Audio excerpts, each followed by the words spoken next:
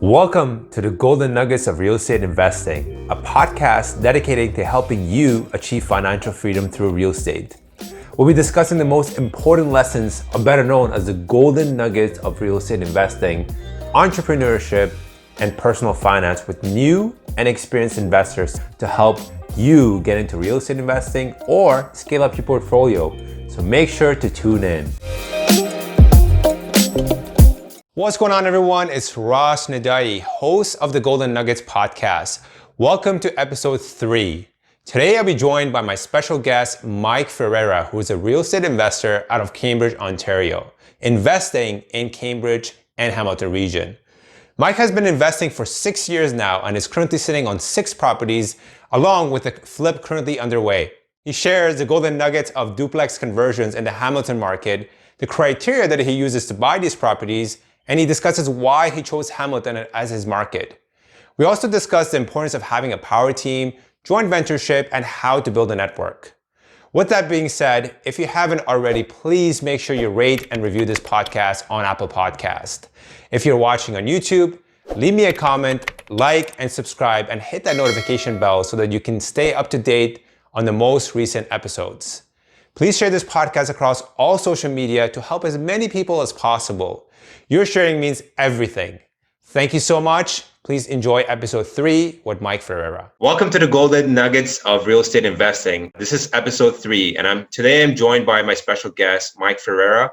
He is an investor focusing into flips and duplex conversions in the Kitchener and Hamilton area. So he's going to join us today and tell us a little bit more about what got him into real estate investing and how it has impacted his life. So without further ado, Mike, please go ahead. Tell us a little bit about yourself, what got you into real estate investing, and what are you up to so far? How many properties? So yeah, my name is Mike. I live in Cambridge. Got into real estate investing in 2014. Got into studying real estate investing around 2010, 2011. About 2016, I bought my first rental property with 2 friends of mine. And a year later, I JV'd with my mother-in-law and we bought another one. Mm-hmm. And shortly after that, my original JV partners, we bought another property. So that was my first dabble, and I kind of managed all those. So I gained a lot of experience in that sense. But yeah, that's how I got started. So right now I'm at 5, working on my 6th shortly. I have a flip on the go as well. So if you want to count that one in. Okay. So 4 years ago. So you started with your principal residence, and then from there, what got you into thinking, you know what, I need to buy properties where I need to put it on rent, or whether it's flips and so forth, right? What changed in there? It was more of my looking at my own income and my wife's income. It was just very hard to save money. You know, it was just very hard. Didn't matter how much overtime I did, and as much as we tried to save, there was always things that came up that needed attention and money, and it just wasn't a quick way to do it. Not that real estate investing is a get rich quick by any means, but it's definitely quicker to kind of bank on it, appreciation than it is to try to save that same amount of money. So right. But what like, how did your mentality change? Were you introduced into real estate investing because you came across a podcast or you read certain books? Like what made you realize, you know what, there's another way that I can get into investing and build up equity or use equity? Because like a lot of folks, like including myself, took me years to figure that out. Right. Yeah. So, I mean, the internet obviously helps with that. Just Google searches, how to make money in real estate investing or real estate investing in Ontario, or, just regular searches that I would do. And I'd come across certain articles and other investors kind of putting out their content out there. Podcast was something that came to me later on, probably a few years into the real estate investing. But majority was just online and Instagram, social media, mainly. Yeah. Perfect. Yeah, because for a lot of folks, including myself, my getaway drug was Rich Dad Poor Dad. Right. Yeah. Right. Once I read that, I really got an understanding of what are assets, what are liabilities, and it literally changed my perspective on how life works. And I mean, a lot of us when we start off, we think, you need to get a house, and like that, in essence, is a liability. It's not really an asset, right? When you really think about it, right? That's right. It's not income producing, right? So that's what I was trying to get into, because I know for me that was a big changer. And of course, YouTube and reading articles. And at the end of the day, you have many options of investing, right? There's stock options and there's real estate. So why was it real estate for you and not stocks or other investment opportunities? Just real estate made sense to me as a whole, as an investment. Stocks were something that I could never really wrap my mind around or understand. And, growing up and seeing my parents, their primary residence grow in value year after year, I figured that would be a way to create wealth for myself and for my family. As working a job and trying to save money was just a little difficult with a growing family, and buying a new moving to a new house, a new city. It was just very difficult to save. So I had to find a financial vehicle that I could support myself and my family later on, and create wealth and build wealth that way. That's awesome. And then, so going back to what you said, you started with single family. Are you still doing single family, but now just doing the conversions? And if so, what are the market areas that you focus on? And if you can give us a little bit of high level overview of what that entails. So for the duplex conversions, I'm working in Hamilton. It's just a city that's easy to work with in terms of, their city planners and city officials. They're very welcoming to duplex conversions. But we're just taking a single family home, usually a bungalow, and converting it into a duplex with 2 legal units. Perfect. And what are some of the things that you look out for? So you mentioned you look for bungalows. I guess that's one of your criteria is. What are the other criteria you look for before you decide, this is the property that's suitable for a conversion? Right. So I'm not an expert in this field by any means. I work with people that know. Like my realtor is very well versed in what to look for a duplex conversion. But the main thing would be the zoning. The zoning of the property has to be a proper zoning so that it allows you to do it. Another thing would be a separate entrance is usually what we look for, just because it's so costly to do that later on. Ceiling height is another one, and ability or the means to do parking for that duplex. There's requirements for parking as well that we have to follow. So we want to make sure that property fits that criteria before we make an offer on the property. Perfect. So for folks that are not too familiar with the zoning bylaws and restrictions, I guess, what are the zoning criteria that you look out for? If you can give us an overview of that'd be great. So I'm not even sure of the actual zoning code, but so the zonings will just stipulate, is it residential, multi-residential, is it commercial, is it industrial? What can you do with that piece of land or property? Yeah, so for folks that are not familiar, you will come across properties. You will see, R1, which means residential. You will see R2, R3, R4. So basically, for multis, or for even in this case, for a conversion, in order for you to satisfy the requirements by the bylaws and zoning of the city, in this case, it needs to be minimum R2, meaning you can have 2 multifamily units in there. Otherwise, you're going to have to go through a lot of processes with the cities to make the change from, say, an R1 to an R2 or R3, whatever it may be.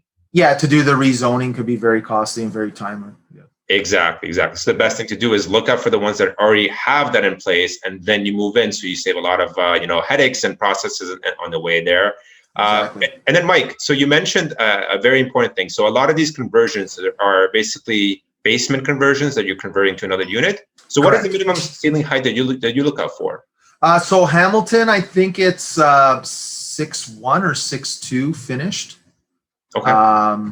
So we definitely look for that. Yeah. Yeah. So that's with the ceiling already in place. So ideally, when you go there and it's completely gutted, it needs to be a little higher than that. I imagine probably about 7, probably, or at least 6'5", to give you a little bit of I'm not even 100% sure on the 6'1", 6'2" finished, but I think it's around there. Yeah.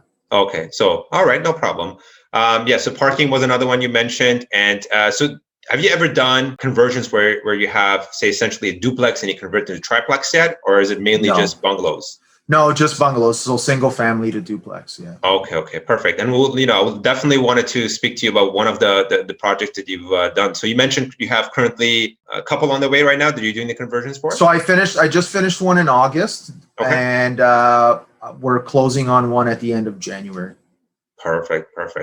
Yeah, I mean, this will be a perfect segue into looking into some real numbers. So yeah, let's take a look at the one that you said you completed. So how much did you purchase that for? $470. Okay, so we purchased that for $470. And is it how many bedrooms is it?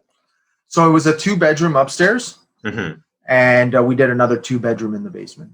Perfect. So then in terms of monthly rent, what are you expecting? What are you getting for right now? Gross rents is $33.40 a month. $33.40. Okay, perfect. And are you including vacancy rate in there as well? What is your vacancy rate? No, I don't include that. I always leave. I leave the entire cash flow in the property. I never take it out, so I don't really. Yeah, I don't put that into my numbers. Okay, let's just hypothetically say 5%, just as a minimum, right? Just to give yourself an extra wiggle room. Right. What are the property taxes look like for this property? $275 a month. So I think that's about $3,200 a year. $3,200 a year. Now, are these rents all inclusive? Are they paying for utilities? No, tenants pay for the utilities. We separated hydro and water. Perfect. So then that leaves you with insurance. How much are you paying for insurance for that? Insurance, I'm paying about $140. $16.80 a year, which is typical. And then maintenance. Are you including maintenance? Like, is it property managed? Or are you calculating for CapEx and so forth? No, I'm not. Just because one reason is everything's new. So like all the electrical, all the plumbing's all new. It's hands off, and with my job, I do have quite a bit of time to myself, so I'm able to run down there if need be. So no, right now at this point, I'm managing everything myself. Okay, perfect. All right, and then I usually just put in a bit of a miscellaneous cost, let's say at $500, as well. So you purchased at $470, you put that 20% down. Correct. How much are you paying for mortgage? What is your rate? Are you on variable or fixed? So we just refinanced, but if we want to use the original numbers, yeah, that's fine. So the mortgage was $1,620 a month. $1,620 a month. Okay. All right. So based on that, it looks like you were cash flowing over a little bit over $1,000 a month. Is that accurate? Yeah. Before the refinance. Yeah. Before the refi. Okay. So once you refi, because you're putting that back on the mortgage, what are your cash flow? What does your cash flow look like right now? So my cash flow right now, I have a total of about $65,000 left in the deal that was used from my home equity line of credit. So including the interest payment on that, I'm still cash flowing roughly about $550 a month after the refi. Beautiful. So you purchased for $470. What was the after repair value, by the way? So we got it appraised at $670. $670. Beautiful. Yeah. And then how much was your rental costs? So full reno and carrying costs was about $135. That's fantastic. Yeah, so that's a very good return, right? So on an annual, what are you projecting? Like, so I ran some numbers, and it's around 50. About 50%. It's around 50% ROI. Yeah. Beautiful. Thank you. Yeah, that's why I like them. Yeah, that's good. So do you have like somebody who you hire that takes care of all that for you, getting permits, getting the inspections and all that done for you, or is that something you handle yourself? So my realtor, and I'll do a plug for her, Tammy DiTomaso. She's also known as a Duplex Queen. She works heavily in Hamilton and Welland. She's very well versed in the requirements by the city. So she knows what to look for from the get-go. Also, my contractor is Ken Beekendam with the Legal Second Suites. That's his bread and butter. Perfect. Yeah. So basically, what we're trying to get at is you have a power team. That's the key. Exactly. 100%. Yes, 100%. Exactly. The power team, for those that don't know, is basically as a people that specialize in certain areas. So that includes your accountant, your lawyer, your contractor, your inspectors, your mortgage agents, realtor, wholesalers. It's just a mix and blend of certain things because we can't be experts at every single thing, and it's impossible for us to learn it all. Anything that you don't know, there's an expert out there that can do it for you and take care of it. So yeah, good on you for making that happen. So Hamilton is primarily what you're focused on right now, or are you still investing in Kitchener? No, so I haven't looked. I'm not actively looking in Kitchener or Cambridge right now. I have a JV or a possible JV that will want to do something in Kitchener, but my contractor still does work. He'll still do work in Kitchener and stuff as well. But for myself, Hamilton, just because I know where the ARVs are, the rental costs, and I know that the city is really friendly when it comes to the duplex conversions, right? Awesome. So what are your plans? Where do you see yourself in the next 5 years? Oh wow, yeah, I don't know. I was actually thinking about that today. Like, what is the new year going to look like? And I think I'm going to work more on personal development. Maybe hire on a coach. I can't really purchase anything more under myself. So maybe some JVs. That would be nice. But in 5 years, yeah, that's tough to say. Maybe some private lending. Do some of that as well. Maybe diversify a bit more. I would love to leave my job within the next few years at least. That's one of my goals, and kind of do things on my own and kind of live my life on my terms. That's something I would really like to do, just because I enjoy real estate so much and I know what value it can really bring if you kind of dive in with both feet, right? Right. But yeah, that's tough to say for 5 years because I'm not a person to. I set a lot of short-term goals and kind of just try to kill those off. Yeah. And see where it goes. But it's tough to say now. Like, look what happened this year. Not that I'm complaining that it was a bad year for myself, but curveballs get thrown at you all the time, right? So. Absolutely, yeah. I mean, goals are never set on stone. They're obviously always modified and according to what opportunities present themselves. So you can have 1 year, for instance, you could be just flipping like 100 units, and 1 year where you just I don't want to do anything, right? So sounds like you're also starting to get into the flip model. Can you talk a little bit more about that? So for the flipping, yeah, that was just something that we recently just closed on one at the end of, mid-December. I partnered up with somebody that has been doing flips for the last little bit, just to kind of shadow them and see how they do it and try it out. And so we're both partners. We're both 50% owners. And it was kind of a win-win situation because he wants to scale a bit more and I want to learn. So it was a good opportunity and I took it, and I'm hoping to do more to kind of replace my income. Awesome. Yeah. And you touched on something very important here. So as investors, when you invest in properties, it's more essentially a little bit long-term when you're doing these, these VRs and whatnot. That's right. What I think, like you mentioned earlier, is just what happens is we kind of run out of money. Let's be real, right? Because any property you purchase as an investment property, you have to put down minimum 20%. And then you have your rental costs, your closing costs. So it adds up pretty quick. And before you know it, you may not have the necessary cash in order to proceed these avenues. So that's right. One of the things that I see and a lot of investors, and I'm even going to be working on this, is it's working on active income. Yes, we have our day jobs and whatnot. It does provide, but it doesn't get us to where we want to be. So in order for you to scale up, it definitely is important to increase your active income as well as your passive. Passive is something you're looking at down the line. Active income will allow you to progress and scale up if you're trying to, doing it on your own. But again, JVs are another fantastic opportunity where you can have a money partner come in, and then you could be the active investor. So in your scenarios, are you the money partner or the active, or you have a mixture of both?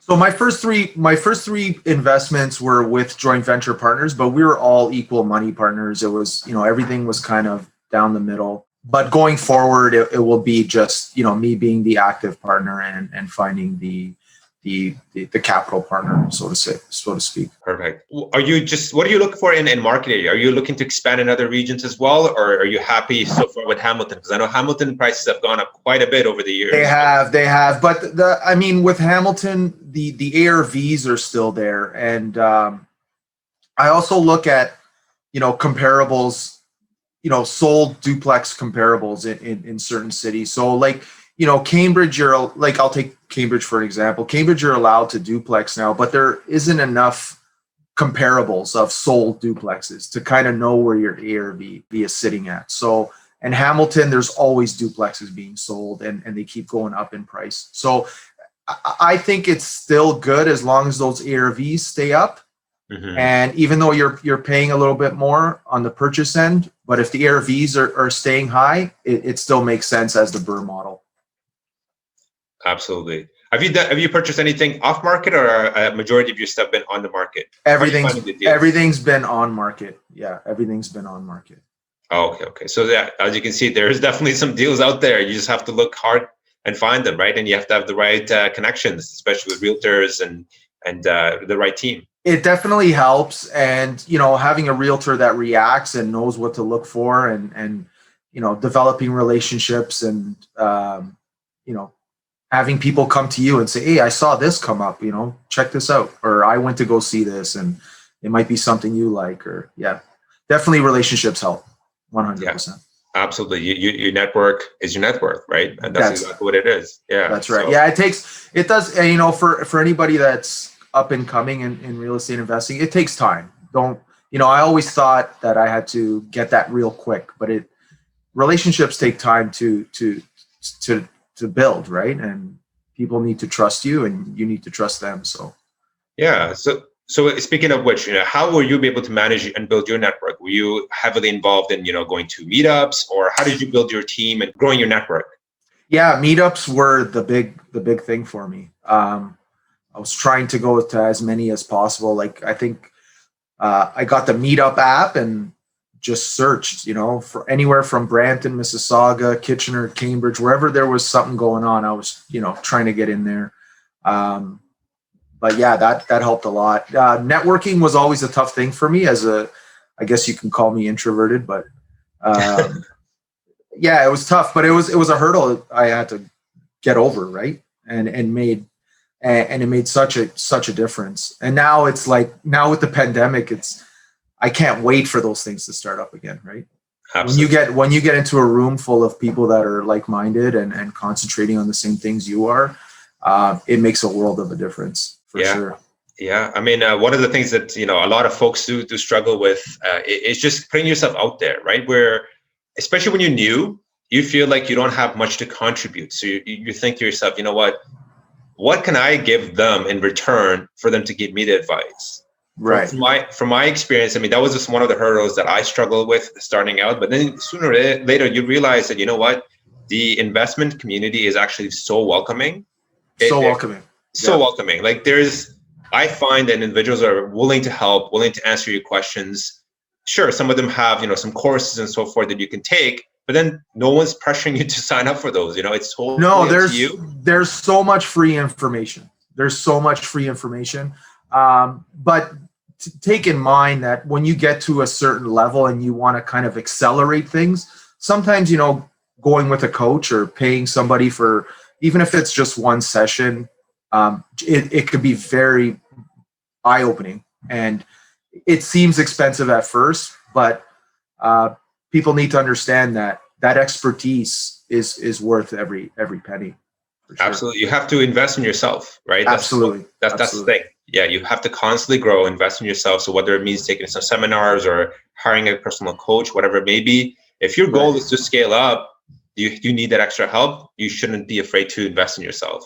Right. And with social media now, like, you can reach out to any well-known real estate investor in Ontario and shoot them a question, and I guarantee 99.9% of the time they'll reply to you with an answer.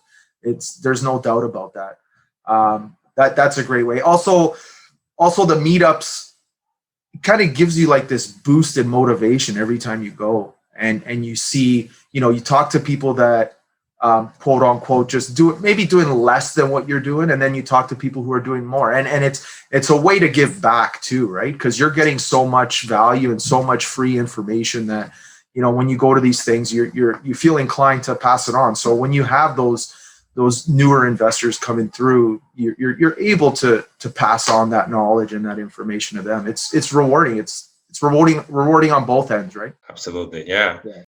All right, Mike. So one of the other things I like to focus on is we always talk about success, but we never really focus on failure. So tell us a little bit about, maybe a story about some of the failures you experienced throughout the process.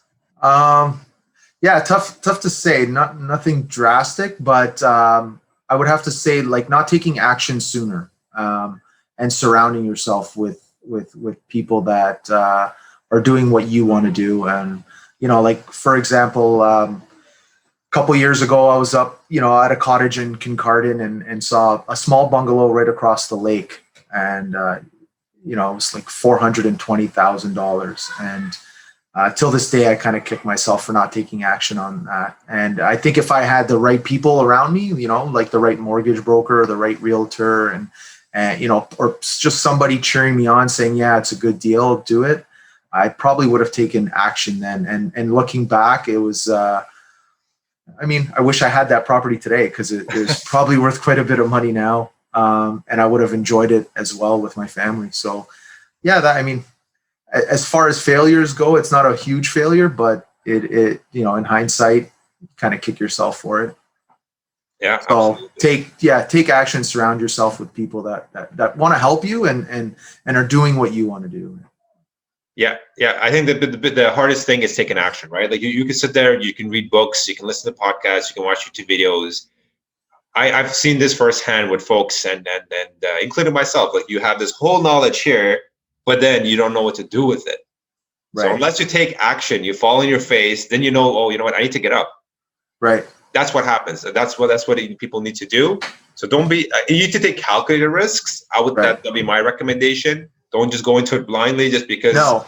Don't buy real estate just for the sake of buying real estate, right? There has to be criteria, needs to be well thought out, and then take action. Don't be afraid to take action. I think that's right. Just run it by somebody who is a real estate investor, and just kind of pick their brain about it or something like that. And just, like, your heart always wants to tell you what to do, and then your mind always wants to reason and try to talk you out of it because there's some type of risk. So, and I think that's ingrained in us as humans. So, listen to your heart more than you do your mind sometimes, and figure out how to get it done. Instead of just shutting down the idea because you think you can't get it done. So yeah, this has been fantastic, Mike. I really appreciate you, coming on board. I'm going to now go into my next step here, where I kind of want to know more about you personally. What are some of your interests and your hobbies? So the first thing I wanted to ask is, what is your favorite place to travel? I love beaches. So anywhere where there's, nice sandy beaches and salt water, I'm good. I'm not that picky, but I like snorkeling. Scuba diving is something I'd like to take up sometime. But yeah, salt water and beach for sure, and a cold drink. If you had to pick one, what would it be? Out of all the destinations you've been, or one that you perhaps have not gone yet, what would you like to go? One that I really enjoy, and it's nothing crazy, is Jamaica. Like, I love the people, I love the culture, I love the food. I like the beaches. They're wonderful. So, I haven't traveled anywhere fancy, or anywhere expensive for that matter, but Jamaica really hits home with me. So I'll pick Jamaica for now. Perfect. And then in terms of sports, I'm sure you're into sports. What's your favorite sport and what's your favorite team? So I really like soccer. I always liked soccer, and I didn't start really playing it. I played with, in high school with friends and stuff like that, but started taking up soccer as a recreational sport a few years ago. Indoor leagues, outdoor leagues. Play tennis quite a bit. Tennis is something I really enjoy as well, but it's always hard to find somebody that plays tennis. But yeah, usually soccer and tennis. So for a soccer team, I'm a big Juventus fan. I'm a Ronaldo fan as well. So he plays for Juventus. But I like watching English Premier League. That's, great soccer to watch. For sure. Yeah. And then if I had to ask you, if there was 3 books that you could recommend to somebody and not include Rich Dad Poor Dad, what would they be? What are some 3 books you can recommend? Oh, wow. Think and Grow Rich, for sure. One book that I have is, it might not be for somebody up and coming, but somebody that wants to manage their own properties would be Quentin D'Souza's The Property Management Toolbox. That was a really good book. Very simple, easy to read. I was going to say Rich Dad Poor Dad, like for sure. But yeah, let's throw Rich Dad Poor Dad in there. All right. We'll include as a must read. Yeah. All right. And then last question. I mean, what is your why? Like, why are you investing in this, and what makes you want to keep going this path? And it's probably the same with all investors is, freedom from, for time, you want to create more time with your family, your friends, your loved ones. And it's real estate's a way to do it, I think. So yeah, definitely spend more time. And one thing that I've been thinking about lately too is how to help others eventually. I think it's important once you start building some wealth that you start to help others as well. So definitely, yeah. You have to give back to the community, and you get that in tenfold. Honestly, I've seen that happen, and I believe it the same way. I think the same way as well. It's a little like it's tough for me, not financially, but you're starting to learn like, okay, this is what I can do. These are the things I can do, or so I plan to do more of that for sure in terms of helping others. Awesome. And then if there's one piece of advice you can give somebody starting out, what would that be? Oh, wow. There's so much, man. Just one though. I know there's a lot. Surround yourself with people that are doing what you want to do, and pick up some books, read some books, listen to the podcasts, listen to Ross. Listen to Ross's podcast, there's so much information out there. Just go and absorb that information, but also surround yourself with action takers, and that will help you to make your first move or any subsequent moves that you're thinking of making. Awesome. Yeah. Thank you so much for taking this time to join us today, Mike. Really appreciate it. For folks that want to connect with you, where can they find you? So you can, the best way would be Instagram. I'm on Instagram quite a bit at Mike Ferreira 82. So that's MikeFerreira 82. And anytime anybody wants to shoot a message, feel free. Excellent. Yeah, I'll definitely have all your handles in my show notes. So for those that want to connect, feel free to connect with Mike. He's a great person. Yeah, follow his journey. He's doing some big things going on, and I know we're just about to start 2021. So I can't wait to reconnect and go over what are some of the projects that you'll be doing then. Yeah, for sure. And you know what? I want to thank you very much for this opportunity. I never thought I'd end off 2020 because it's the last day of 2020 today, and I'm doing my first podcast. So it's pretty cool, man. I really appreciate it. Thank you for the opportunity. Yeah, no, thank you so much for coming on, and Happy New Year, Mike. And you as well. All the best to everybody. 2021. Awesome. Thanks, Ross. Cheers. Cheers.